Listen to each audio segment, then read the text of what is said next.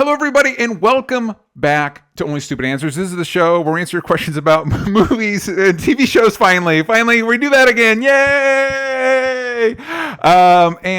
Specifically the Marvels. That's right. We're talking about a Marvel movie on the show.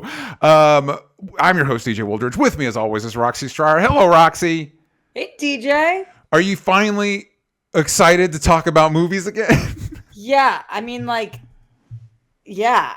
First of all, yes. Second of all, yes. You know, I'm the most excited to talk about television. Yes, true. Yes. But it feels like so difficult. I only saw during this time period, I'm going to say about 20 movies. Uh-huh. So that's kind of tangible to talk about. Okay, here are the movies that I saw. Yeah. I saw more than that, but ones that were worth talking about. Yes. Yeah. I've watched 100 television shows, and I've watched shows from the past, future. I don't even know where to begin when people are like, "Yay, tell me what you watched during this time." And it's I am alone. I watched know everything. Yeah, I don't even know anymore. I can't keep track. I wasn't. Why does it keep doing this? Oh, that is the sound of the week. Yes. I don't know. You remember when it was doing this months ago? Mm-hmm. Okay, so fixed that problem, yes. And then yesterday it started again. All I have to do is click a button. Yes. That's what we'll do. What we'll do. It's overwhelming to figure out what to talk about. I was not allowed to work. Oh my God, you've got to be kidding me.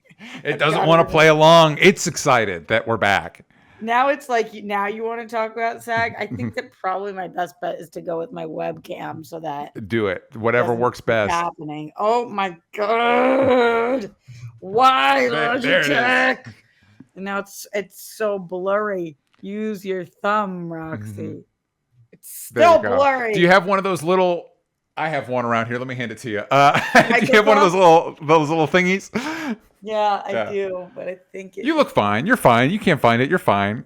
Hold on. I do have a washcloth right here. There you go. Hold on. Oh, that's a good sound. Mm-hmm. I can't hear it, fortunately. Oh, it's really good, DJ. Okay, cool. Cool. There it is. There it is. So we're in the middle of saying we can't figure out what you've been watching because there's so much. There's just so much, and it's more than usual because I wasn't allowed to work. Mm-hmm. So, and people keep getting mad at me, or my interpretation was that I was not allowed to work. Yeah. So, the guidelines were, I would argue, purposefully vague. Yeah. I mean, the last email that I got from SAG was, you cannot speak about movie news during this time. Yeah. That's what it said. And that was the least vague one that I got. Yeah. And also an email I didn't solicit. It wasn't beneficial for me. Oh, got it. Yeah. Really would have preferred not to do that, but whatever. Super stoked about the agreement. Can't wait to read all of the points. Want to know more, but am overwhelmed with now being able to talk about this because it feels like it's been months of my life of watching things, and the speed at which I watch things when I am working full time. Yes. So when I'm not working full time and I'm by myself, I mean, I just watched the worst trash I've ever seen in my whole life, and I had nobody to tell about it. I couldn't vent about it to anybody. Yeah, and it's also weird. I have not processed this. I don't have an opinion on it, but it was, as I was thinking about, because there is ups and downs earlier this week. The plan was, we'd taken a couple weeks off. The plan was we were going to come back and talk about the Marvels, God willing, fingers crossed. And the week, especially when there was a last minute, we're kind of sneaking into news already, but whatever. There was a last minute, the AMPT whatever has laid down the deadline at 5 p.m. And I'm like, well, we're fucked. We're fucked. We're fucked. If there's certain, don't start laying deadlines now. You're almost at the finish line. Fucking calm down. So a lot of ups and downs, and I had to process, and I still haven't completely. It's we're so reliant, not just this show, but just culturally in general, on studio output, and I don't love that. But I also don't know what movies cost a lot of money. I don't know how to. I haven't processed that feeling, but it's I am bummed that the show we do and culture in general is so reliant on studios. That bums me out a little bit. Don't know how to process it. We'll get to it eventually. Yeah, I think that's completely accurate, DJ. And not only as a consumer does that bum me out, and as a host does that bum me out, but just in general, you and I, where we are in this industry and where we're aspire to be and work hard to be. Yeah. These people are people that ultimately are our bosses. Mm-hmm. Like, these are people that we have to work with, you know, like I was thinking about this yesterday, as I'm on air, just ragging on Iger. I mean, like ragging on him with that 5 p.m. or else. Last best and final 5 p.m. or else. Yeah. Like, I was just like, what a trolley-poly-oly. Like, oh my God. And then I'm like, it is one of my dreams to be on Disney. Mm-hmm.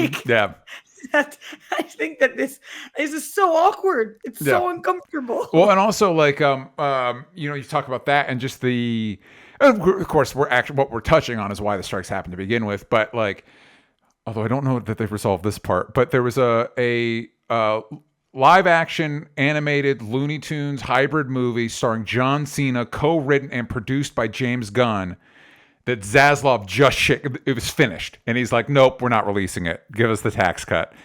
And it's like, fuck, what are we all working for, man? Like, we're busting our asses just so we can have a movie that they can throw in a vault somewhere. Yeah, and there's nothing you can do. Like, and in every one of those movies is an actor getting their first break, or and the only reason I say that is, and everything else getting their first break. Yeah. Like, I only think about it. Everybody's selfish. So I think about it from my perspective, right? Like, you think about, like, we heard about The Flash. Oh my God, I could mention movie names again. Yeah. When we're talking about The Flash, and like, you hear about like Kiersey Clemens being cut down, or the movie getting delayed, or like, and obviously thinking about Batgirl and shit. And it's just like that. It's so hard. Yeah. And you booked it.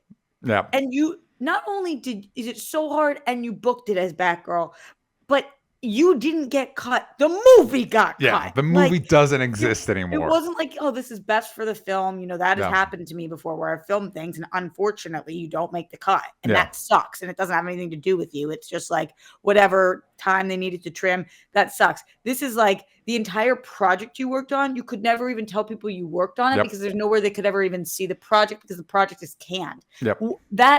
I like ache for those people. It takes years of your life. Years of your life. Oh, DJ. Yes. Related, unrelated. Yeah. I got a text this morning, finally. It was an email, actually. Okay.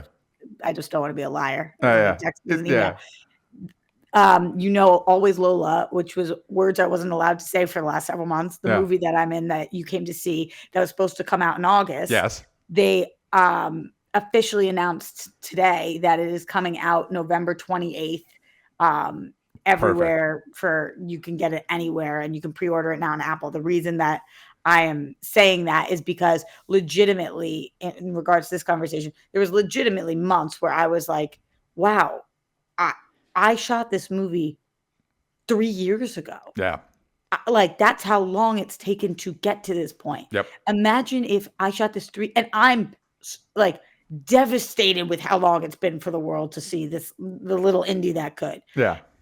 If that movie then was like, actually, no one's ever going to see it. DJ, I think I would just like be crying for weeks. Like, well, and also when you think about and obviously that is the impact on like you said, people getting a start, just starting out. But we mentioned the names like John Cena and James Gunn in that you think if anything would get through, if anything would punch through that Warner Brothers fucking seal of approval, it'd be something starring John Cena and produced by the guy that they gave the keys to the DC universe. That would be the one. And so it's like there's no, like, you could be in a movie starring Michael Keaton as Batman and they're like, nope. And then you go and sit in the theaters and see the other movie they released with Michael Keaton and Batman and be like, this one got through. This is the one they canned mine, but this one got through. Totally. As you watch other things tank, it is so bizarre and frustrating. And like, what is it's obviously a conversation for a different time because it's too big, but like, what is the future of this industry? Stoked about the strike. Yeah. Stoked, but also, what is now what? It's still the same system. Yeah. Yeah, there is a sense, wow, man, I don't want to be a negative Nancy. Yeah. I don't want to be a negative Nancy, but there is one of those, like, I guess because stuff like that cancellation's hot on the heels, it's just like, are things gonna be okay now? Are things gonna be? It's been a dicey 3 to 4 to 5 years, whatever time is, and so it's hard to be like, yeah, man, problem solved. We're free to smile again. I just don't even get what the options are, though, right? Like, I don't know, DJ, if you're talking about anything that you're working on. I know I saw you posted something about it. Yeah, there was something. Okay. I'm not going to get into. There's going to be a project we're working on, and that's coming out in 2024. That was not the original plan, but so I'm so slowly laying the runway down. The reason I bring that up is it's like, okay, so the Always Loyal that I shot. The project that you're talking about, that we're talking about, any of these things, even those that are independently done, at the end of the day, they still need to come out on a platform. Mm-hmm. And there's still only like 10 platforms. Yeah. And those are AMPTP platforms. So it's like, even if you are this like Rage Against the Machine, independent, I'm going to make it. I'm not doing this with a studio. I'm going to make the art that I want. Yeah. Which is effing great. Even then, in order for people to see it, it still has to be on one of their mother effing platforms. Yeah, because it's tough to like, if you had clout, like, I'm not going to mention a specific comedian that did this, but if you're maybe the biggest comedian in the world at the time, you can release it straight to your website and make your money, right? Totally. But for the rest of us, like, I remember one of the most discouraging experiences I had. Wow, this was so negative. One of the most discouraging experiences I had is I was going to Emerald City Comic Con. I had just finished my first comic, Chaos Theory, and I was going to like try and like build momentum off of that and like try and like do other things. And then when I realized I was at like, I think it was like an Image Comics panel or whatever. And I realized people were asking questions. I realized, oh my God, everybody else in this auditorium or whatever has the exact same goal that I have. Every one of these people, you know what I mean? And so like, this is a fraction of the people, you know what I mean? And so that to your point, that if you want to get it in front of anybody, you know what I mean, you're going to have to release it on the platforms people use to the best of your ability. It is tricky, it is dicey, and I do think sometimes I worry that conversations like this can get too inside baseball with people that are in the industry trying to be in the industry. However, I do think it is reflective of just across the board people's situation where it feels like somewhere along the lines of American capitalism, that it became a system where everybody has to work for somebody that seems to actively hate them and wish that they didn't exist. Unless you are the biggest star on the planet, like a Beyonce, who can just be like, actually, I'm going to release my album. Or a Taylor Swift, who's like, actually, I'm just going to put my movie in theaters. Well, but even then, didn't Taylor Swift have to, isn't that the whole point of the Taylor's version stuff? She had to get out from under some sort of... So what I was talking about was the AMC thing. Was the AMC thing as opposed to the her album thing. I'm just gotcha. Like you had, or what you were talking about, you didn't mention it, but I will. Louis C.K. obviously, like with his Sorry, that's what I think it was called. Wasn't that the name of his? Oh yeah, I don't know. I was talking about the one before everything blew up for him, but I'm guessing he's probably still doing the same thing and still doing fine. No, he made twice as much money on the one. Great. Of course he did. Of course he did. The point being that like you just have to go to all the right wing jobs and be like, accept me now, and they're like, sure, come on in. You have to be the biggest of stars who had to have gone through the studio system in order to get there. So I don't know. It's like at the end of the day, I do feel like AMPTP needed SAG more than SAG needed AMPTP to sign this agreement at the end, which is why AMPTP finally folded. But as we were sitting there, like, you guys think that AMPTP, you think you're going to be able to say last, best, and final, or what? Yeah. At the same time, vice versa. Like, what do you do if you are SAG, WGA, IATSE, if you're any of these people, and AMPTP just is like, F this, you guys are too difficult. Yeah. We're only going non-union people from here on out, whatever it is. Yeah. Like, what are you supposed to do? You're up shit's creek. Like, I don't know. I'm stoked about the agreement. Thank goodness about the AI stuff. There's a lot of good things on the horizon, but also this whole system is so jacked. Yeah. Yeah. And every system. We listen, there's some work to be done, but let's go. Let's a little bit of business. Obviously, if you want to watch the show live, if you want to see it ad free, if you want to check out Patreon exclusive shows like Spider-Versity or What We're Into, which we're back to doing again, you can do that over at patreon.com/onlystupidanswers. If you're part of the video tier, I think that's called Fan of Tomorrow. If you're part of that tier, you got to see a video I did with Sal and Johnny talking about the new Spider-Man game. So check that out. And every week on Spotify, we ask a question or do a poll. This time it was a question. What is your favorite social media app? Racer Marie says, I think currently I'm wasting all of my time on TikTok. Where else can I see the worst thing ever? And then immediately a funny video and then a cute cat. Bookworm says, I'm not on TikTok, but on YouTube and Instagram, there are these videos of people fixing up lawns for free. So satisfying, just like those rug cleanings. Most of my feed is comedy skits and books. Sounds like fun, everybody. And then, as we've been talking about, we're kind of we're in it. Let's go into news. Gosh dang it. And what is the news? The news is that finally the SAG strike has reached an agreement. I should have had the days in front of me. It was 118, something like that. It was 100. Yeah. No, did I get it? Wow, yeah. Good for me. And I pulled this from Deadline. This is what SAG sent out to people, so you could have gotten it from multiple sources. We are thrilled and proud to tell you that today our TV/theatrical negotiating committee voted unanimously to approve a tentative agreement with the AMPTP. SAG-AFTRA said in a note to members. As of 12:01 a.m. PT on November 9th, our strike is officially suspended and all picket locations are closed. We will be in touch in the coming days with information about celebration gatherings around the country.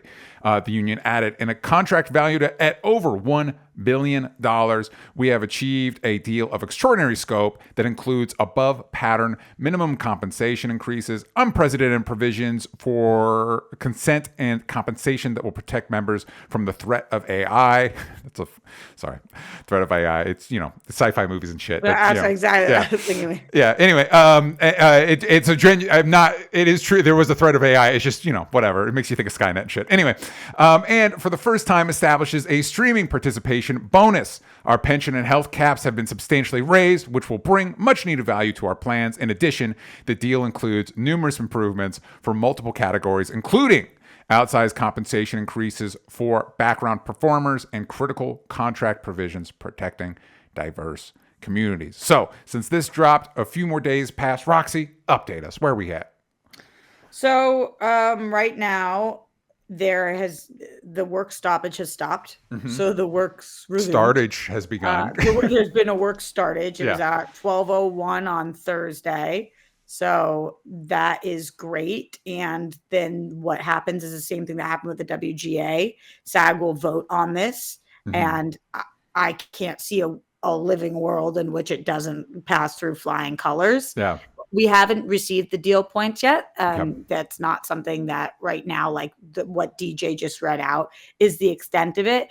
But assuming that everything is kosher with the AI situation, with the residuals, the stuff that people really, really fought hard for at the end there too, then this is what it will be for several years. Yeah. They talked about, and I, again, haven't seen it, but that there's supposed to be like a ramp up structure in this deal, which means that in 3 years when the contract is up, they wouldn't have to renegotiate because it's got this like ramp up scheduled in. So hopefully this will be good for like, I think that they said 7 years or something along those lines. I remember they were saying earlier there was some language that, what they're trying to negotiate is a position where they won't have to, because I know like I was reading this before this came out, but I know Tyler Perry was like, you got to know when you win, and we're going to do it in another 3 years. But the goal was, from what I understood, the language was, we don't want to have to strike again in 3 years, so let's make it a system where we don't have to. Right. And so I think that there's like increases over time with the curve of the economy and stuff, which I'm not sure because I haven't seen it, but that is what I know that they were going for. Because the truth of all of this, and as you know, DJ, and as many of you guys at home know, Mike, Kayla, Leonard, you guys have heard us talking about this, and it affects a lot of people around the world. When you go on strike and you aren't making a living for 118 days, but really longer because the WJ was on strike first and actors walked then. And that meant that IATSE, who was not on strike, was not able to work almost entirely this whole time. So just even though it's 160,000 SAG members, it's hundreds and hundreds of thousands of people. It's waiters in Los Angeles who work next to the studios that have been absolutely empty. They can't make a living wage right now. You know, it's people that they said that California lost $6 billion due to this strike. Yeah. Great use of everybody's time and money. Awesome. And I say that in terms of the studios, not just like playing ball earlier. Incredible. That everybody's just like, well, $6 billion, that is what it is. It's like, that is so much money. Oh my God. That's crazy. But the point being, these are holes that now will take, like, the money that I lost during this time. If I keep going at the rate that I'm going now, being able to get back work, it's going to take me about 3 years to recover from not working for a few months. And while I was partially working, you guys know that I was not doing most of my stuff. And I had a movie that was supposed to come out that I couldn't get paid for until so like there was a lot of different financial ramifications for me and for all of my friends during this time, including DJ, including everybody who's affected by SAG in any kind of way or the strike. And that doesn't go away because the strike is over. It doesn't stop. And so one of the reasons it's so important to not renegotiate in 3 years is that I will literally just be getting out of the hole in 3 years, you know, unless I'm starring in some major motion picture by that time. Get on the horn, Bob Iger. That's what I'm saying. But like, it is, you can't just not make a living for months and then you get work back and it's like, now it's groovy. You know, this is like, has a huge financial impact on hundreds of thousands of people for years to come. So they really needed to make sure that in 3 years we're not renegotiating, because if you have to go on strike in 3 years, what was it all for? Well, and also IATSE has their deal negotiation next year. You better believe I put that on my calendar, so I'm aware of when that's happening. Brutal. I mean, brutal. I stand by them so hard, because those poor effing people who had to stand by us, like it or not. For, I mean, it's been the better part of this year. That IATSE was just like, we support you guys out here on the picket lines, but it's like that what we just fought for. I mean, it benefits them in some ways, as in like they still have jobs because we're not AI. But at the same time, it's just like they had to fight the fight with us and they didn't get anything. So here's hope. And also here's hoping that like lessons, like don't shut the town. Again, studios, don't shut the town down again. Just give them what they want, man. Come on. just come on. Totally. Okay. So we're waiting on more deal information. We're waiting on for that what is it, ratification vote? Is that the right term I'm looking for? We'll keep you all posted. But in the meantime, strike's over. There's a Marvel movie out. That's our bread and butter, baby. So we're going to be talking about the Marvels. That's right. As of this recording, it is coming out this weekend. And that, of course, is the new Marvel movie starring Brie Larson as Carol Danvers and Teyonah Parris as Monica Rambeau and Iman Vellani as Kamala Khan. It was directed by Nia DaCosta, written by Nia DaCosta, Megan McDonnell, and Eliza Karasik. Carol Danvers gets her powers entangled with those of Kamala Khan and Monica Rambeau, forcing them to work together to save the universe. As of this recording, on Rotten Tomatoes, it has a tomato score of 61% and an audience score of 86%. I'm going to imagine once the trolls get in there, that number's going to drop.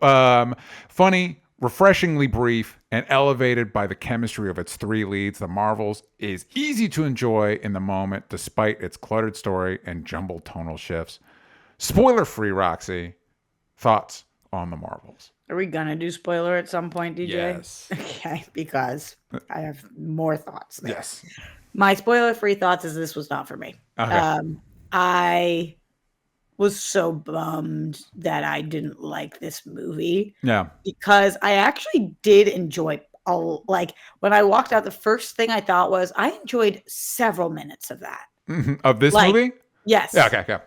Like I enjoyed several minutes of that. There were moments where I was really laughing. Yeah. And there were moments that I was like, that standalone, like as a scene or a short, actually was so enjoyable to watch. Yeah. It was not a cohesive film for me. It felt like the phrase that you guys at home know that I use, too many dicks in the soup. Like, so too many cooks in the kitchen. Like there was just too many voices that and who knows if that's actually what happened, but there were such gaping plot holes for me, like gaping, that I was like, what the actual F happened here? The good news is the main three women are all stellar. Yeah. I love Iman. I loved her show. I love her. She is such a rising star, such a breath of fresh air. She just absolutely annihilated it in this for me. Definitely. I think she's so great. And I've been on the Brie fan camp for a long, long time. This was actually my least favorite of her in this role. That's interesting. I have the opposite feeling. I still feel like I think Brie Larson's very talented. I think she's been miscast in this role. I don't think this is a great use of her abilities. That said, in her defense, it took us 2 Thors and 2 Avengers movies to figure out Chris Hemsworth's Thor, like what made that work. So, you know what I mean? There's time. I think she's still good, but I thought she was judging the dialogue because I thought the dialogue was bad, and I think she thought the dialogue was bad. Yeah. And some of the words that would come out of her mouth, I thought she was saying, and then the subtext was, what the actual fuck? Why do I have to say this? Yeah. So I walked out thinking that this was going to be one of the biggest flops in Marvel history. Yeah, it still might be. That's it's tracking to be, I think. Not financially, critically. Oh, critically. I walked out. My screening was silent. Oh, wow. Maybe that's part of it. My screening was on board. My screen was silent. Yeah. And walking out, you know how people congregate in the lobby? People were bashing this. Wow. Bashing. Like, the worst Marvel movie of all time, whatever. And I was like, okay, I so don't feel that way. I really didn't like Thor 4. Yeah. This to me was leaps and bounds. Way more enjoyable for me. Totally agreed. I agree. That's the floor. So I was just like, even of the recent era, this isn't my least favorite because at least I enjoyed a lot of it. But I thought it was a bad script, and they thought everything was bad. Yeah. They hated the villain, which I think they didn't do a great job with the villain. Yeah. But they hated. A lot of people were saying that the actress who played the villain was horrible. I actually thought she was very good. Yeah. So I felt like I was disagreeing, but my whole screening seemed to effing hate it. Wild. Yeah. So I thought this was gonna, and for the fans at home, just so you guys know, there were 2 major press screenings of this. One was in the Valley, one was on the West Side. Yeah. And from what I've heard, and DJ, you could speak to this, but the Valley screening seems to be where the upper end of that 60% on Rotten Tomatoes is, and the West Side seems to be what was dragging it to that 55% that it initially was at. Yeah, that sounds about right. Yeah, my screening was way on board. They guys got booze, I heard too. No, I don't remember any booze. I do remember. So this movie, as we mentioned, stars Brie Larson, Tiana Paris, Iman Vellani, Samuel Jackson as Nick Fury, Zoe Ashton as the villain, who apparently his name is Dar-Benn, and then Park Seo-joon, who I know is the guy that everybody cheered for the second he showed up, and I was like, I guess this is a guy. I guess I from what I understand, he's a star of K-dramas. And cheered in your theater? Oh yeah, the second singing Prince guy showed up. Apparently, I know who you're talking about. Yeah, cheers. Just erupted throughout the theater. I was like, I guess this is a person that I should know, I guess. We got one cheer through the entire movie. and it was in a mid-credit scene. Oh, okay. Well, all right. That was the only cheer. I would not have cheered for that, but that's all right. That's spoilers. We're not going to get there. We're not going to get there I'm just not yet. spoiling anything. Yeah, I'm just saying that's the one cheer that took place. Yeah. So for me, vibes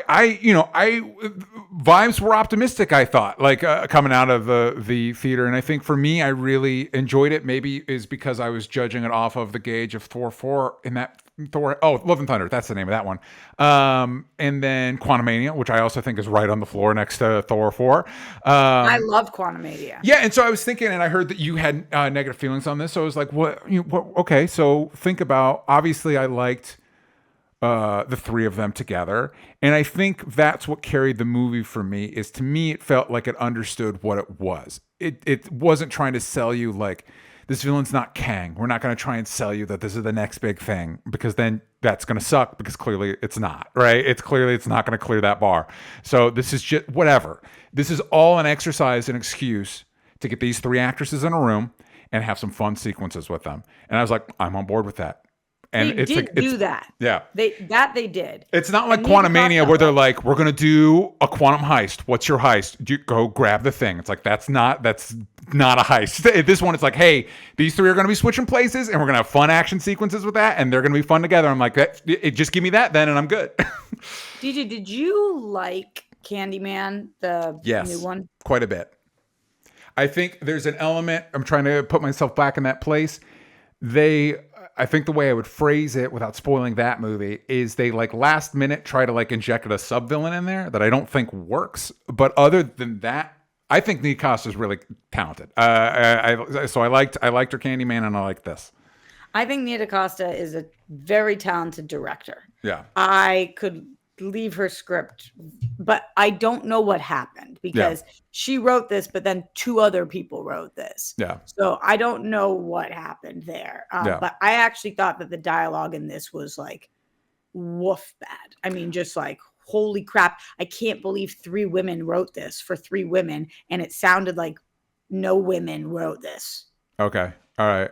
To me, some of the lines I was like, what? Yeah. Just but I don't know.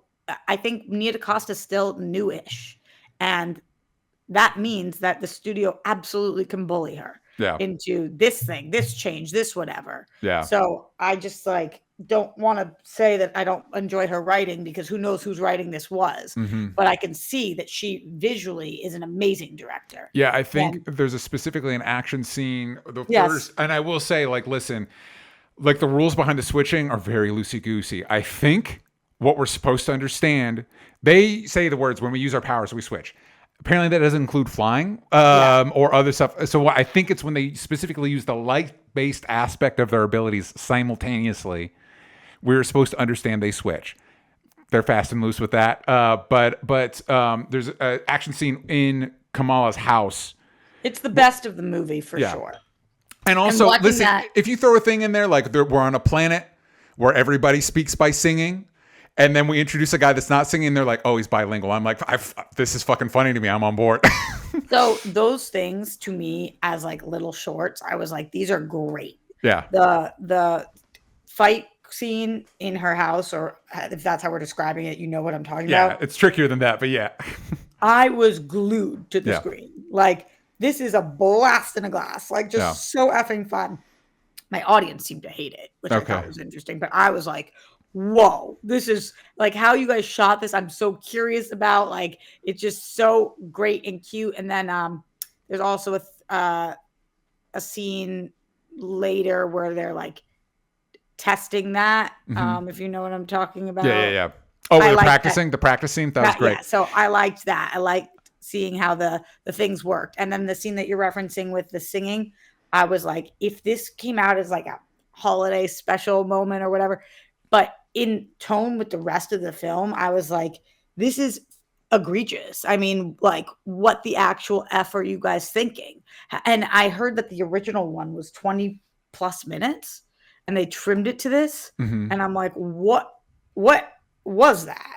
What was that? And then that's in the plot holes, but see, I think for me, it very much settles into a tone of light, breezy, and fun. It doesn't try and interject a character having cancer or something, you know what I mean? And it doesn't try to be my like least favorite ever. So. Yeah, it doesn't. It's so for me, it's more tonally consistent in that, or maybe at least that was just the parts. Like I was just vibing with those parts, and maybe it's as simple as it's not as simple as this, but obviously, like it feels like the vibe in the theater was different for us, and that stuff matters.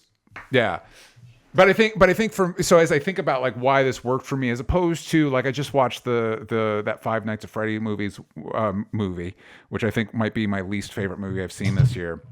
Well, that's interesting. All my horror nerd friends absolutely hated it, but it seems to have done super well. So I'm kind of confused. I haven't seen it. I think it's because of the fans of the game, and I had to remind myself that the fans of that game are like super lore nerds, and so it's big into lore. But what I think made that movie not work is it seemed to be working against itself, and by that I mean the setup of the game, which is the setup of the movie, is this guy's working 5 nights at this place at like a Chuck E. Cheese-esque place, and the animatronics come to life.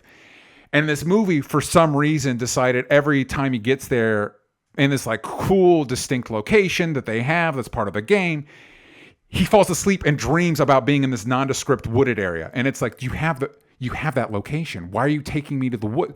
Have him be at the place. Don't have him fall asleep the second he gets there. And it's like, work with what you know, what you're trying to do. Only had the location for 15 days or something. Maybe. I mean, it's Five Nights at Freddy's. Like, that's your thing. That's the thing. So I think for me, and again, I use the Quantum Mania idea. If they try to, or we're going to do a heist, but it's not a heist. So don't sell me on something you're not going to do.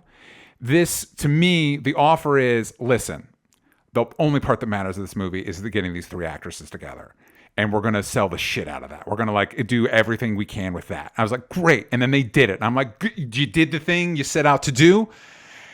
You know what I mean? There's other, like, what does the villain do? The villain, I'm trying to suck up your oceans and atmosphere. Well, that's fucking dumb, but whatever. Who gives a shit? I don't care about that. And the movie doesn't care about that, clearly. When you give me spoilers, I have to talk to you about that. Okay, let's answer some Discord questions before we do spoilers.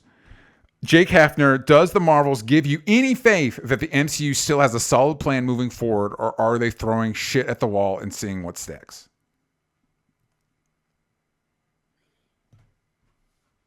Roxy has a very concerned face on. Well, I'm just really trying to think about if this movie made me think about moving forward at all, other than one part. Yes. Which did not give me faith that I would enjoy the track. I feel like Loki, which is not what we're talking about. Yes. Check out what we're into this week for our discussion of Loki. Made me feel more like they had a plan moving forward than this did. Yeah. I am a little confused by, everybody seems to discuss the previous phases like they had this hard and fast plan. And it's like, no, they've always been making it up as they go. Like, you know what I mean? That's always been the case. Like, they threw in Thanos on a whim because Joss Whedon thought it'd be a great little stinger. It's not like that was the plan. The plan was get the Avengers together and then get the Infinity Stones together, and then we'll figure it out as we go. And I think that's kind of the issue we're struggling with now, is that two complicated things. TV shows, making shows is different than making movies, and the multiverse are too complicated to just like, well, we'll just fucking wing it. Like, you gotta don't have a plan and do something else, or do this and have a better plan. And even when you do have a plan with all the TV shows and whatever, just to be perfectly candid, and again, we're not talking about Loki fully right now, but then you have people like Jonathan Majors, who it's just like, whatever your plan was, now you have to make a new plan. Yeah. And I think it'd be better just fucking, because I think another thing that was refreshing to me is that there's a two-sided coin. On the one hand, I didn't feel like I needed to care about what they're doing next. I could just be here.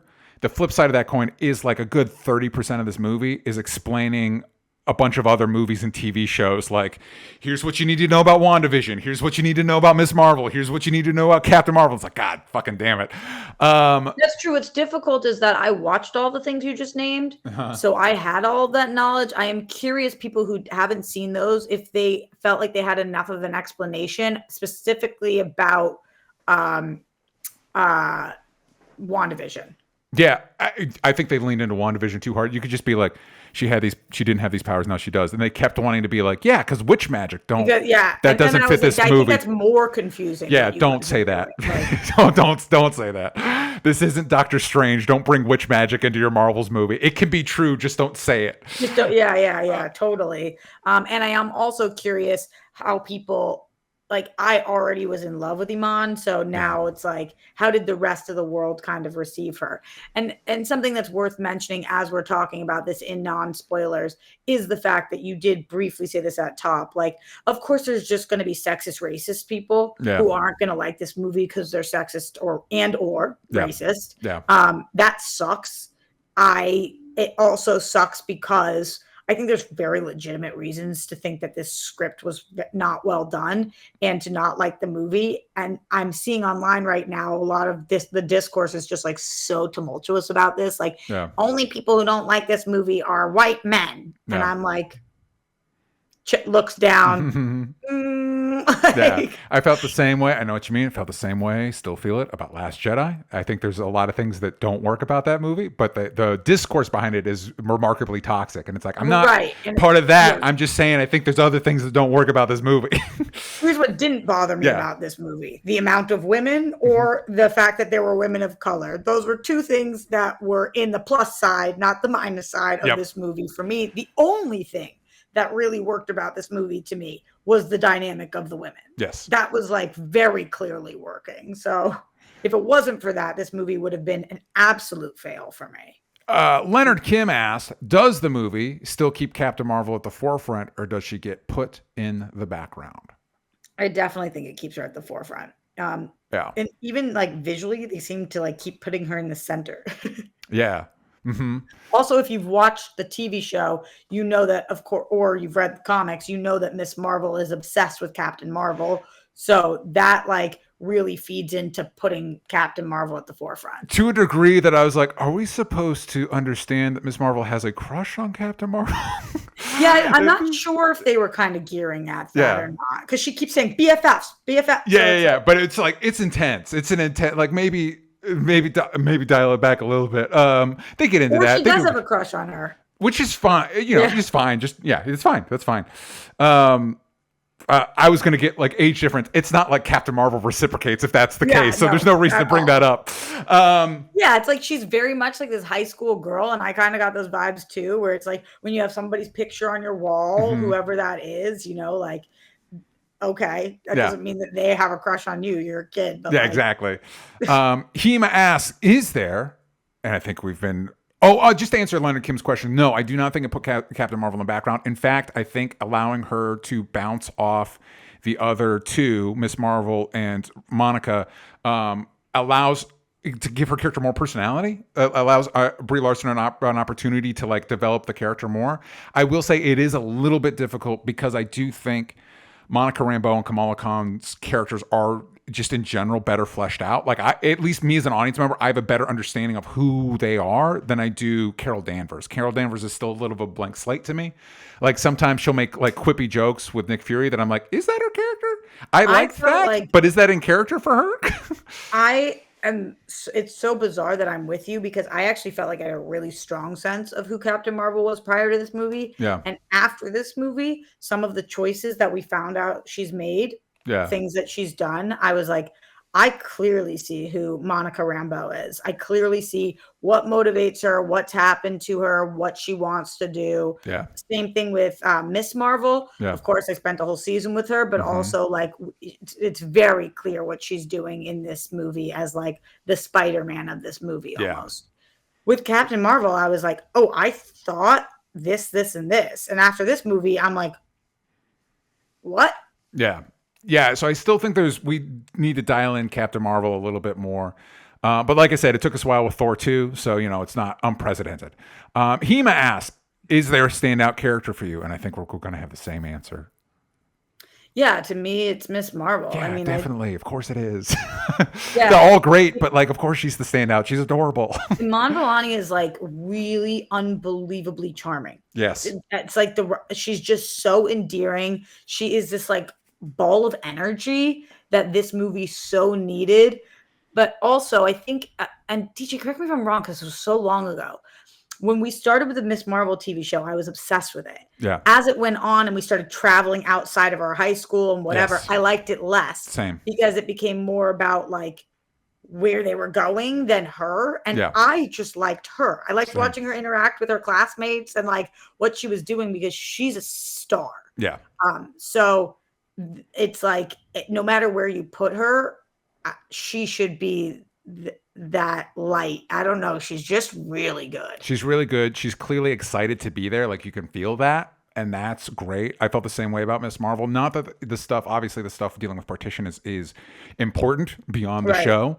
But I was really sold on which girls are kissing which boys and how powers with what that was like. It was such a breath of fresh air for the MCU that once we got into like cosmic multiverse, I was like, I don't care about this. I don't care. Mike Joyce, last question from the Discord. Mike Joyce, while I have enjoyed Captain Marvel's character and Brie Larson's performances as her in the MCU so far, the internet clearly has not. Do you see a future for her character in the MCU? This is specifically for Captain Marvel? Yes. I mean, definitely I see a future for her character in the MCU. I don't think that they're scrapping Captain Marvel. It's so weird because I feel like when I always get the names of these two movies confused. Is it The Room or Room? Which one is she? I think that's a good question. I think The Room is the cult classic, and I think Room is the Brie Larson one. Yeah, she's amazing in Room, right? Like she just makes you bawl your eyes out. She's just so great, and it felt like the world was on board with her as this Room. like. What'd you say? Room, yes. Not The Room, Room. I've done so many shows where I've mixed those two up and people in the comments are like, you're killing me, Mark. It's a sketch waiting to happen. Some late night host should make that joke and like combine the two somehow. Like reshoot The Room with Brie Larson. It'd be great. We'd all showed up for it. That's an SNL sketch. Yes, for sure. But I think like when she came on the scene, she was just, it almost was like a Natalie Portman, Kate Winslet, like she was kind of like everybody was looking at her like this amazing actress. Yeah. And was excited to see she's like an Oscar caliber actress. Yeah. And everybody was on board with her. So it has been strange to see the world really kind of turn on her. Not the whole world. Yeah. Because what is challenging, I think, as an actress, there's a lot of challenging things, but she was cast. Mm-hmm. That's like not her fault. Yeah. I know that's a weird way of phrasing it, but like this was their vision for Captain Marvel. Yeah. And she is delivering what she promised. It's not like they didn't know who they were casting or what they were casting. And the internet seems to hate her for that. And I think that's so strange. Like it cannot work for you and you cannot like that Marvel. This was the direction they went with Captain Marvel, but it's kind of unfair to continue to just like bash her for that because this is her Captain Marvel is what it is. And it's like, it's weird. And then I do think also she has been extremely vocal about a plethora of issues. And that is never beneficial for an actress, even though I agree with her on most of those issues. And I'm also extremely vocal, also not beneficial for me. Yeah. Just, I think with her YouTube and everything, I don't mean to generalize or be sexist here in return, but it does seem like men tend to fucking hate her. Mm-hmm. Just hate her. Even I went to the movie with somebody and we were walking in and the person I was with was like, oh, I fucking hate her. And I was like, really? Why? Yeah. Why? That's interesting. I do think, I think is it Jeremy Allen White that's the bear guy? Yes. Okay. He said something recently about like, he's like, I don't understand why superhero movies are like the peak of acting now. And we are in a weird, especially at the time she was cast as Captain Marvel, it's this weird, like you got an Oscar, your next step is a Marvel movie. And those are different. They don't have to be, but they're different skill sets, right? Yeah, totally. So it's one of those like, and we talked about this when Fast X, I think she's very talented. I don't know that her, like when you compare Brie, going back to Fast X, if you compare Brie Larson to Alan Ritchson, is Brie Larson a worse actor Alan Richardson? Absolutely not. But he does better. He like it's like, oh, I know what movie I'm in. You know what I mean? Like it's and whereas I think Brie Larson doesn't. I don't know that these types of movies play to her skill set. And it is a bummer that we don't have like a plethora of. I haven't checked her Apple TV Plus show. I'm sure she's great in it. A plethora of like mid-budget adult movies that could be her career. Like that's not really what we do now. We put you in superhero movies. That's what we do. I know. That's why I feel for her, because she didn't cast herself. Yeah. Also, I think she's very fun in this movie. Also, not for nothing, but just on a purely pragmatic. You're talking about guys hating her. She's easy on the eyes. Like I don't know what's it. I don't understand the pushback for me. You have pretty beautiful women kicking ass in a movie. Sign me up. I'm on board. Just not, which is not the best angle to come at it from, but I think it's still true. Anyway. I totally hear you. I don't know. It's like she just gets so much heat, and I think she's really talented. Yeah. But I felt in this movie she was like a little over it. Yeah, I don't know that I felt like I see that. I don't know that I specifically felt like she was over it. I think it's not a her problem. I think it's Marvel doesn't know what to do with Captain Marvel. Like, especially in this one, I think this made me feel it more. I think setting the first one in the 90s was a mistake, because this whole thing of like Monica Rambeau was a kid before, now she's an adult. It's like, this is too much, man. Like I didn't have to deal with any of this shit with Captain America. He was in the 40s and now he's in the present. You know what I mean? Like, I just don't think it. I think it's just. I loved the first one, so I feel differently, but I do hear you about the problems that it presents in this one. Yeah, I just think. And it's just. And what I think. I don't think it's a her problem. I think Marvel doesn't know what to do with the character. And again, I can't stress this enough. We've been here before with Thor. They didn't know what to do with Thor either. And then there was a brief glimmer from Ragnarok and the Infinity War movies where we're like, oh, this is Thor. And then we forgot what to do with Thor again in Love and Thunder. You know what I mean? So some of these characters are trickier than others. That's not the actress's fault. To answer the initial question though, DJ, do you believe there's a future for Captain Marvel here? Like, what do you think? Yes. Yeah, of course. I hope they understand. Like, let's say this movie tanks. It's not the fault. Right? That's the way it's tracking or whatever. But I just remember like Elemental was supposed to tank, and then it ended up doing really well for itself. But I don't know. Yeah, I don't know that the studios interpret that information anymore. Like it's like, well, it didn't have a good opening weekend. It was awful. But time out. Did you see that after the opening weekend, it kept building and doing well? No, we've moved on. It's like, no, but don't though. pay attention. So I'm hoping that the studio is smart enough, which I think is ambitious on my part, but I'm hoping the studio is smart enough to realize that if the movie doesn't do well, that's not any of one of these three leads' fault. You know what I mean? It's a plethora of issues, and I would lay most of them at the feet of the studio because of the strike. Yeah, you know, they're not able to do. You want these three actresses doing press. That's the best possible thing you could fucking do for this movie, is to get anything involving these three individually and together. You want to get that shit out there. Yeah, their junket would have been so fun. Yeah, it would have been fucking great. And so I think if it tanks, it's not their fault. And so I hope, especially, and this is, I don't like talking about this on these terms, but like, for lack of a better phrasing, there's a power vacuum without Chadwick Boseman's T'Challa. You know what I mean? Like that, I think that was the face of the franchise moving forward, and now it can't be. I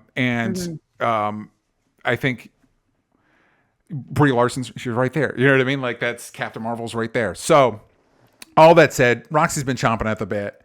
Let's do spoilers. You've had stuff you've wanted to mention. Dive right in, and then I'll get to the two specific end of the movie spoilery things we should discuss. I'm just trying to vamp for a second so y'all can dip set if you dip if you don't want to be spoiled. If you haven't seen the movie, now's the time.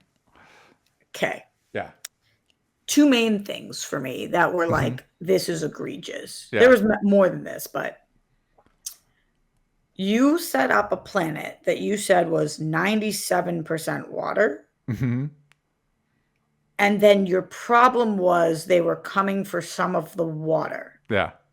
Why don't we give them some of the water? Well, also, a counterpoint to that, that was less bad because planets are different sizes. Maybe this planet is smaller than Hala, and so 99% of its water will be all of Hala's water. For me, the biggest hand wave was at the end of like, yeah, we've sent teams, they're going to fix those planets. Sure. All right. I get problem solved, I guess.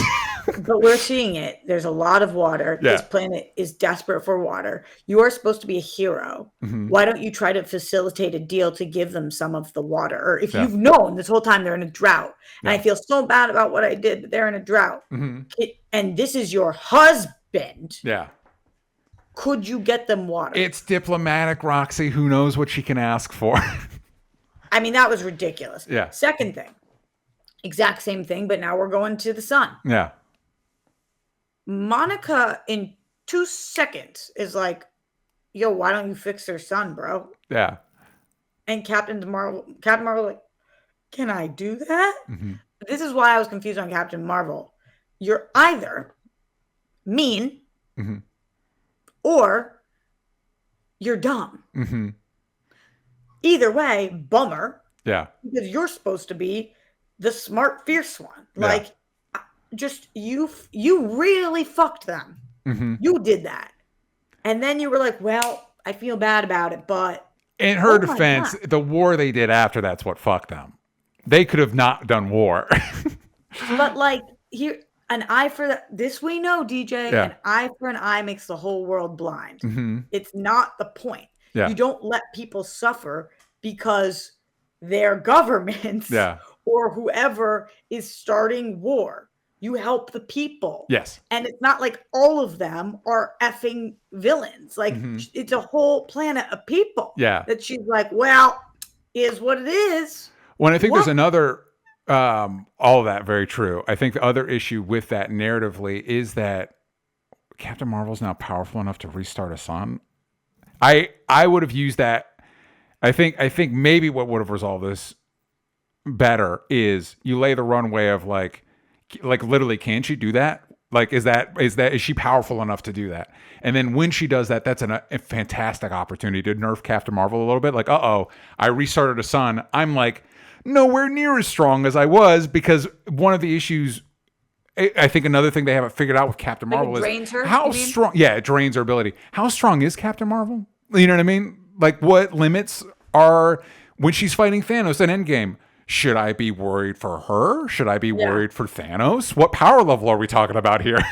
Yeah, I'm unclear on that too. In this, it felt like Monica was more powerful. They do. Maybe. They hit you with a lot of poor fucking Tiana Paris, because she's saddled with a lot of like, oh, they punched a hole through space time, quantum particles. Had to say that one time, and I was like, oh no. But then, like, even at the end with Monica. And Captain Marvel doesn't realize what's happening. Monica's like, I'm going to go do this. And Captain Marvel's like, okay. And then she's like, come back now. And Monica's like, no, I was never planning on coming back. Yeah. And Captain Marvel's like, oh, and starts going. And I was like, wait, is she dumb? Like, is that is the purpose of this movie to prove that she's not 2 steps ahead and she's like actually kind of not smart? I think what we're supposed to understand is that, or at least the vibe I got, is Monica's science one. Carol is leader punch one. And Kamala's scrappy kid one, but science one is Monica. Monica's dialed in on the science more. Even if the science is nonsense. Yeah, but you all have light powers, so you all have to have like a basic knowledge. And for Monica to be like, start the sun, and not have to explain how to do that, and Carol's just like, yeah, word, okay, I don't know if I can, but let me try. It's like, but I just don't understand how you could see a whole planet of people suffering and know that you stripped their oxygen from them. You did that. You caused them so they can't breathe. And you're like, oh, I feel bad about that, bro. And I am a superhero. And yet I'm not going to brainstorm for 3 seconds how I could get them water or sun. Is what it is. Bummer. They're just going to hate me. Yeah. It's like, then you're not a hero, bro. Yeah. That just, honestly, it sounds like it's nitpicky, but it tanks the plot of the movie for me. And I think that's one of those situations where like I'm vibing, so I don't care about any of this. And I feel like the movie doesn't expect me to care about any of this, so I don't care about any of it. But if you're not vibing, like if you're not with the movie, you're like, but what the fuck are you? Because you're not wrong. And again, for me, this is another issue with like, we're talking about a 30-year time frame, that it's just like, that's too much it's just too, like, it's too much to keep track of. Like, for me, I just think, especially on top of, so we got to keep track of what Carol's been up to for 30 years. We got to remind audiences that Monica was a kid and now she's an adult, and now she's got these light powers from a witch hex. And then we've got to remind Miss Marvel, and it's like, was there no way that we could? And the flip side of that is another movie I enjoyed significantly more than this one, but I enjoyed a lot more than others, is Doctor Strange Multiverse of Madness, that does not even bother to explain. It just assumes you saw WandaVision. Wanda wants her kids now. We're not going to stop and explain that. So if you didn't watch WandaVision, tough titties, you're not going to, you know what I mean? You're not going to know.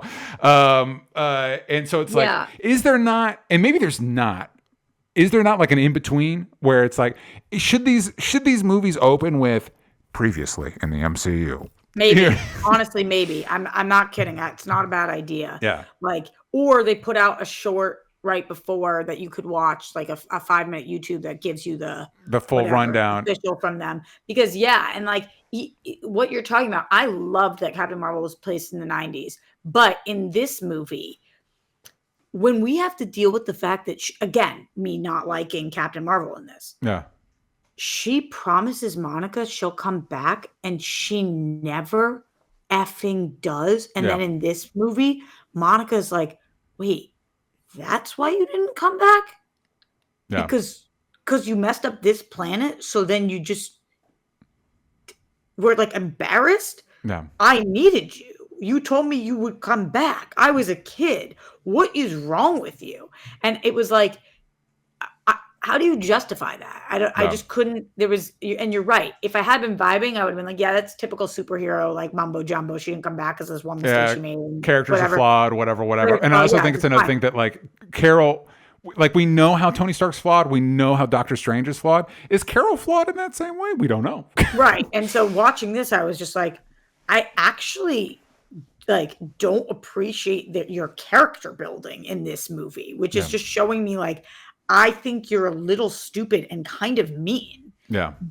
And there was nice moments too. Like, I actually thought it was really cool to watch her apologize to Miss Marvel. Yeah. Because I was like, we don't see that a lot, you know? And I think that sometimes, like, again, we only watch things from our own experiences, but I can be extremely harsh with people. Yeah. And sometimes afterwards, it's just like, I'm sorry, dude. Like, I did not mean to.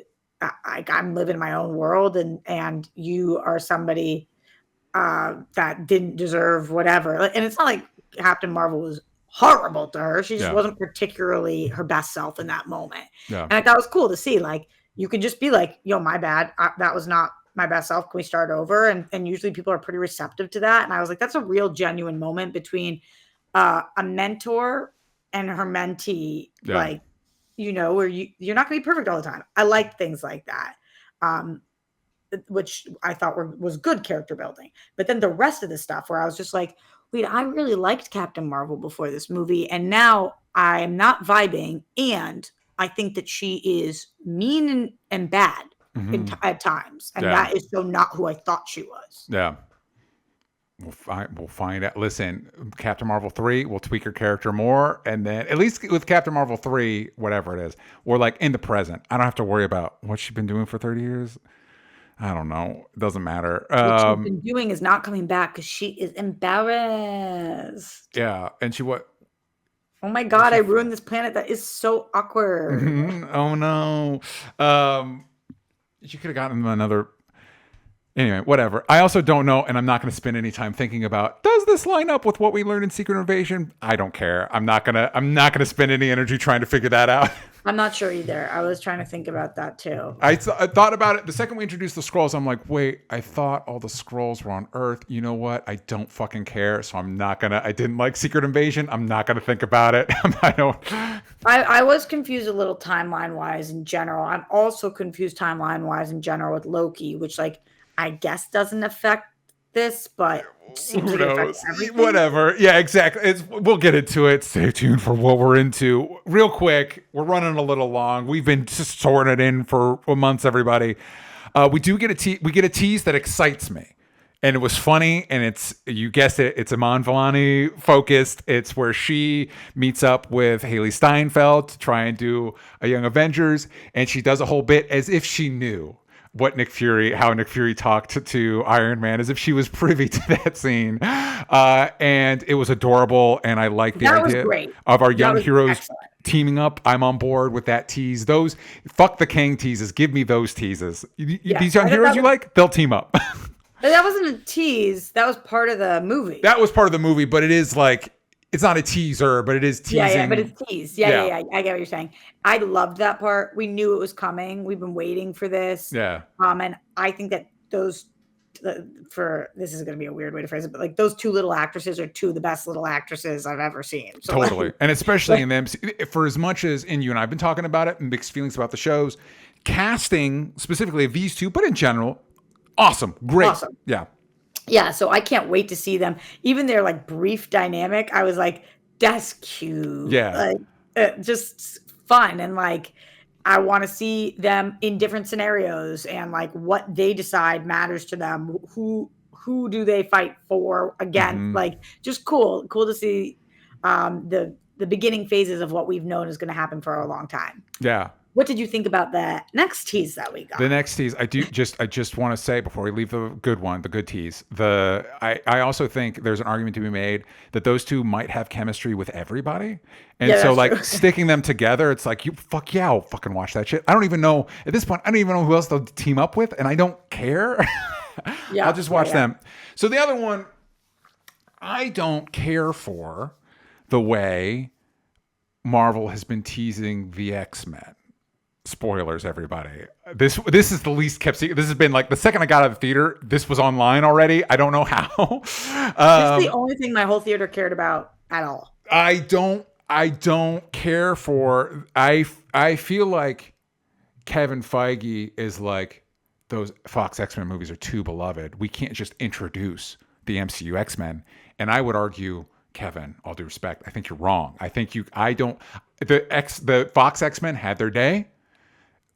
I want to see your Wolverine. I want to see your Beast. I don't care. I do not care about bringing Kelsey Grammer back to play Beast, even though he looks a lot better. I typically make the argument, practical effects when you can, but we're covering X-Men movies with Sal over on Mutant Academy. Haven't seen 2 practical effect Beasts, 3 now. Maybe CG with that guy because he looks better here. And then I had to text. I didn't know. Sorry guys, maybe I'm tooting my own horn or whatever. I didn't know what the reveal with. There's a big. Okay, so for people that haven't seen the movie that want to be spoiled, Monica Rambeau is stuck on the other side of another dimension. She wakes up in a hospital bed, which by the way was clearly the same hospital they filmed the flashback with old Maria Rambeau. And she wakes up to see her mom, who is dead in our universe but alive here. And then her doctor is Hank McCoy, Kelsey Grammer's Beast. Oh my God. And then there's a big reveal where I believe the character is Maria Rambeau, the mom, has a costume. And I'm like, I don't know what the fuck this means. And if I don't know, like I didn't know who to text to be like, I don't know what this means. Can you explain this to me? So I texted like, I knew they had a New York screening, so I texted Sal. I was like, hey, man, did you see the Marvel? He's like, not yet. And I'm like, fuck, I don't know who to ask. And I think what it finally hit for me is that, and somebody more knowledgeable than me can let me know in the comments, Carol Danvers has had a lot of different code names, and one of them was Binary. I think we just put Maria Rambeau in the Binary costume, a version of the Binary costume, and called it a day. Because I don't think she's supposed to be a specific X-Men character or anything. So I guess what I'm supposed to understand is in this universe, she was, earlier in the movie, they're like, Carol's like, it should have been you should have been Captain Marvel. And I guess. And then why not? She was already in Doctor Strange Multiverse of Madness. Why not just say it's that universe? She only got covered with rocks. She could have survived that encounter with Scarlet Witch. Why are we making it a different universe than that universe? What are we doing?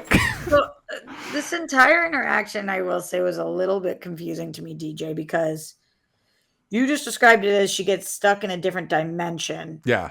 And maybe it's because I've been watching Loki, but I'm like confused on where we were here. I guess I think I'm thinking a little too hard about it, but so she gets sucked into a war. I don't know. Yeah. Closing something. Yeah, in the movie, there was those little hexagons that take you through you saw them in Guardians of the Galaxy. They're our universe. What I think we're supposed to understand is that, villain punched a hole into another universe. And we have to close that for reasons. And they did it from where she is now? Yes. Okay. So she's stuck in the other dimension until the next crossover. And gets stuck there. Yes. With somebody who's not her mom. Yeah, an alternate version of her mom. Randomly, the one person she wakes up next to. Yep. Okay. Mm-hmm. And that person's there because in her hospital room? Yeah. Because I guess she's the one that got her. Because she found her.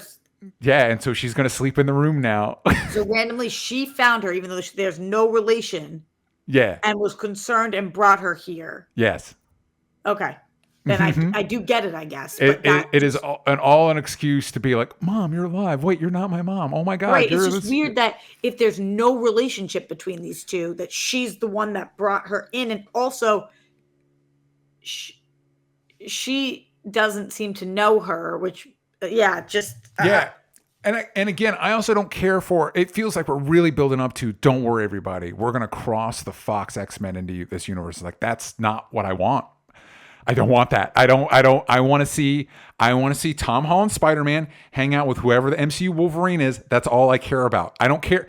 Hugh Jackman has been doing this for 20 years. Let the man take a break. All right. I'm excited to see him in Deadpool, but he doesn't need to be the MCU's Wolverine. I don't. And I think truthfully, and we're going to get into what we're into with Loki. I want to take the multiverse away from the MCU. Guys, clearly you're not ready for this. All right. No more multiverse stuff. All right. Yeah. We're all confused. All of us are confused. I hear you, just because there's so much going on sometimes. And I'm just like, okay, I'm not you in terms of, I'm not an encyclopedia, especially when it comes to Marvel. You know, I'm much more DC. Like, okay, I get what this is. But I've seen everything. Yes. There's not one thing I haven't seen. Yeah. I make a living off of talking about it. Mm-hmm. So I'm obviously leaps and bounds more knowledgeable about what it is going on in the MCU than the average moviegoer. Mm-hmm. It's like, it's too, with Fantastic Four and X-Men and Spider-Man, Sony, Venom, and Avengers. I'm like, I don't know. This is a weird comment, but like, stay in your lane. Yeah. I don't feel that way actually about Sony Spider-Man, because obviously I also want Tom Holland kicking it, and I loved No Way Home or whatever, all of them actually. But my point is, introducing the X-Men here just felt like they thought that the reaction was going to be like, what? Yes. And my movie theater's reaction was that. And I feel crazy because I was like, okay, is that now like is this a big deal? How big of a deal is this? What are you actually telling me? Yeah. Yeah. And I think for me, I think about like the excitement I felt seeing Kamala Khan hang out with Kate Bishop. It's like, yes, that's what I want. And I think about the excitement we have in Civil War when Tom Holland's Peter Parker shows up. You're like, fuck yeah. Think about that scene instead it's like we opened the portal and now here's Tobey Maguire's Spider-Man. It's like, I don't really care actually. Like again, introduce your own X-Men. I don't know that the Fox X-Men franchise is as beloved as they seem to think that it is. Like, why, especially Kelsey Grammer's Beast. Is anybody chomping at the bit for that one? I don't know. And I think the fact that you were confused and I was confused, and we've been covering this for a minute. Well, it's about like, that's two a problem. Things too, though. Like, I guess mine is less confused, more like, is that the biggest coincidence of all time? Like, just, you went into a different dimension and the person sitting next to you that found you is your mom, not your mom. Yeah. I mean, come on. Don't they have lines about, I think this movie has lines about fate or something as like a yada yada their way through like the coincidences that happen. Like, yeah, fate. All right, whatever, man. But then make it her mom. Yeah. Because then at least she would have a reason to be by her hospital. And then it would be like, wow, it is a really big coincidence that like her mom was able to find her. But now it's not her mom. It's a random person that looks like her mom sitting next to her. Yeah. For me, you're 100% right. For me, it was more troubling that I didn't care. I don't care about this. I don't, and that's a problem. Like, again, care a lot about Haley Steinfeld and Iman Vellani teaming up. Do not care about this. And that seems to be what we're more interested in. The studio's more interested in. So listen, everybody, buckle up. We'll see a lot of shaking up, but let's wrap this up. Roxy, what should the kids be looking out for from you? I love Kayla Marie saying, what you seek is seeking you. Does that have to do with it? LOL. What you seek is seeking you. Is that from something? I don't remember anymore. I don't know. Like MCU mumbo jumbo stuff, I'm sure. Like sounds like Doctor Strange. Or like it could have been in this episode of Loki and I just don't remember. I'm sure it was Loki, something like that. But just the fact that, like, yeah, you're right. I could justify it with whatever. It's just the writers wanted them. Oh, my mom's alive moment. Oh, yeah, it's on Kamala's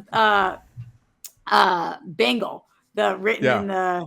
Oh, yeah, right. Also, I don't know why it matters that we got both of them together because she seemed to do the things. Wearing one. And then the other one's just gone. She's just the movie just ends. She's got the one now, and I'm like, all right. Whatever, man. I don't know.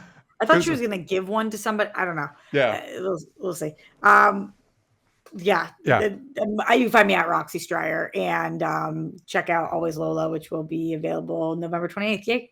And Kayla Marie saying Brie had on the other one, and I'm sure you're correct. I do not remember. I'm just going to take that as fact. You can find me at DJ Talks Trash. You can follow the show everywhere that matters at Only Stupid Answers, but on X. You ain't got the vowels from stupid. And we will see you all next time.